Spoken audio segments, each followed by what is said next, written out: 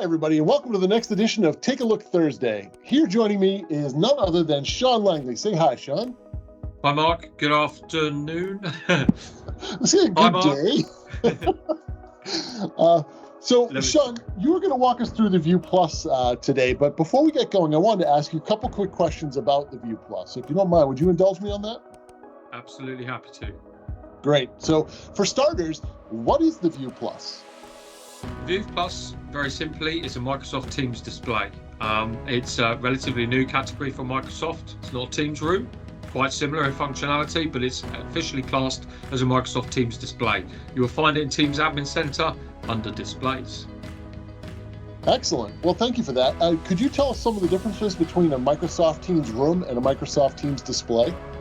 Yeah, sure. I think the fundamental difference is it has a different license.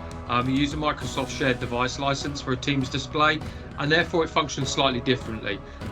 You wouldn't use the account that's on the Teams display specifically for calling. It's just more used for booking and scheduling in that sense. And then you sign into the device with your own personal credentials, and then you make the Teams call from your own account. Hence, it's kind of like a personal device, or as they call it, a shared device. Goes in spaces where you can simply walk up, reserve it for a time slot, sign in with your credentials, make a call, share some content, do whatever, and then sign out when you're finished, ready for the next user. Fantastic. So it's really just personal versus a Teams room device. That's really the big difference, it sounds like. Yeah, pretty much. Excellent. So to that end, could you walk us through the use of Thinksmart View Plus?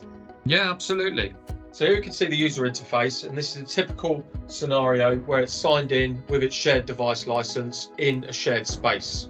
So as you can see from the UI, we've got some basic calls, feedback, and settings on here. But typically, a user would walk up to the device, press the reserve button, choose their time slot, how long they want to reserve the device for, and then hit reserve. Then in a couple of seconds, QR code is going to appear on screen, and this is how you authenticate using the Teams app on your mobile phone to enter your Teams credentials. So simply get the camera, scan the QR code, that will open the Teams app, and then you follow a couple of simple steps to get signed in on the device. So I'm just going to go through that now, and then in a few seconds you'll have access to your Teams account. So that's chat, calendar, any files stored in OneDrive, and then simply in here, if you've got a pre-booked meeting, you could just join that meeting on here with a join button. Alternatively, you can start up a call, join a call, just like that now, very simply on the device. As soon as your session has finished, it will either time out, you get a timeout expiry warning along the top, focus. Alternatively, you can just sign out on here, and then that will revert back to the home screen, and that reservation slot will time out, or alternatively, you can book it another time later on. Super simple to use, hence why it's designed for public spaces. You know, it's not tied down to a single person, and they can just walk up and sign in and out anytime and make calls on the device very simply. First off, it looks like you're using this in a shared device mode. Is that correct? That's correct, yeah. Excellent. So that being said, what type of licensing is required in order for this to actually work correctly?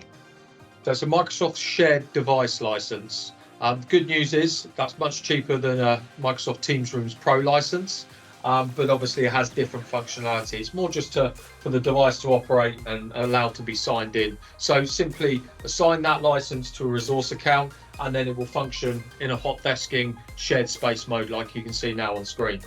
The next question I would have is that, you know, towards the end of my time, like right here, we can see that you have that reserved until 1700. And then at 1700, what happens to me if I'm in a session there?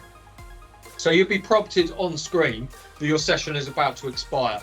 Now you have the option to extend it for a certain period of time. So rest assured you're not going to get cut off mid-call by the session timing out. When it does sign out, is anything left on the device from my account? No, nothing at all. It's simply just reaching out to the cloud, accessing your Teams files, but then none of your private files or data will be left on the device. It's essentially cleaned and ready for the next user to sign in. You can see this is just our Teams shared device license on this. This would be what you do in a shared desktop environment or perhaps a hot desk environment. This would be how you'd want to sign into this device. Absolutely that. Alternatively, if you want to use it for your personal use and your personal use only, you can sign it out of this resource account, and then you can have it permanently signed in with your own unique Teams user information. And just to be clear, when you do that, the user interface would be your user interface only. This particular user interface would not show up. Is that correct? That's correct, yeah. So the screen that we just saw when I signed in with my account, that's what you would see permanently when it's signed in with your account details. This is only for the reservation booking aspect of the app. So could I just send it a meeting invite from, say, 1800 to 2300 or something to that effect? Yeah, absolutely. So as long as the time slot's available, you would just book it accordingly using Outlook. And if it's free, it will accept the booking, same way like an MTR would do. But if it is reserved, say if you sent the booking for 1700 to 1800, it would reject that because that's already been reserved by someone. But yeah, same booking methods apply. So just literally a calendar invite to the device, and the device is reserved for you. Yeah, super easy. So another feature that's available in the admin settings is something called Virtual Front Desk. Now, this is quite a unique element of the app, which allows single point of contact dialing, and this can be used in any unattended space. For example, like a receptionist or a reception desk that isn't manned or womaned could be set up so you could use the View Plus. A visitor could walk into the building and then use Virtual Front Desk to contact a person within the building that would then admit them into the room. Lots of different use cases are appearing for Virtual Front Desk, and it's really simple to enable this in the settings, which I'm going to show you how to do now. So simply go into Settings, Device Settings, Admin Logon, and then you enter the password. And then down at the bottom, you have Password Sign Out. If you touch on that, you can see the Teams admin settings. Now there's a whole bunch of Teams admin settings here, but what we're interested in is Virtual Front Desk. We touch on that, and then there's some various parameters that can be configured. You can add in the configured contacts. This is just one person, and they will search the address list and you add someone in. So if I go demo, should be able to find one of my demo accounts. I'm going to select MTR Demo 2 as the point of contact. Sorry, MTR Demo 5, there we go, add. Display message. This can be anything you want, just simply add in some text. Add. And then you can customize the call button message as well. Let's say, I don't know, press to call.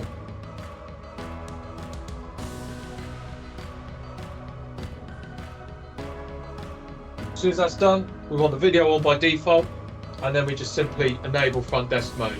It will ask the app to restart, and then there we go. Hey presto, it's completely changed the user interface. We've only got one button on here. Here's our customized text, press to call. And all you simply do is press that button, and then that's going to call the site of your choice. Super easy. And then to toggle back, you just simply repeat the process into device settings, enter the admin password, the super secret admin password, Teams admin settings, Virtual Front Desk, off, restart, and then we're back in shared display mode. Lots of interesting use cases come about with this mode, because customers that I've spoken to, not just for unmanned reception desks and stuff, maybe IT support, they could have one. I was talking to a bank recently, they were thinking getting support for traders in the trading floor. They could just walk up in virtual front desk mode. It could be call IT. They could hit the button, they could speak to an IT tech straight away. Same could apply for facilities and lots of other use cases within businesses and organizations. I really have only thought about it as a virtual reception, as it's called. But you're absolutely right. The bounds for any type of a support environment or anything of the sort like that would be amazing. I suppose you could even do something crazy like have one on the sideboard of a conference room that could dial out to an admin or something to that effect. I mean, it's really endless in possibilities here.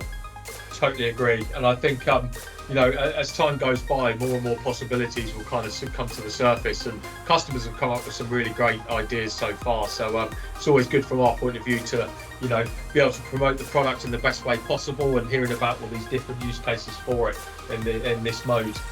Well, Sean, thank you so much for joining me here today with the View Plus here. This has been very informative to me, and I'll tell you the truth, I'm supposed to know these things, and it was still informative to me. So thank you so much. My pleasure, Mark. Always happy to help, and look forward to joining you on the channel for more other exciting videos and tech talks.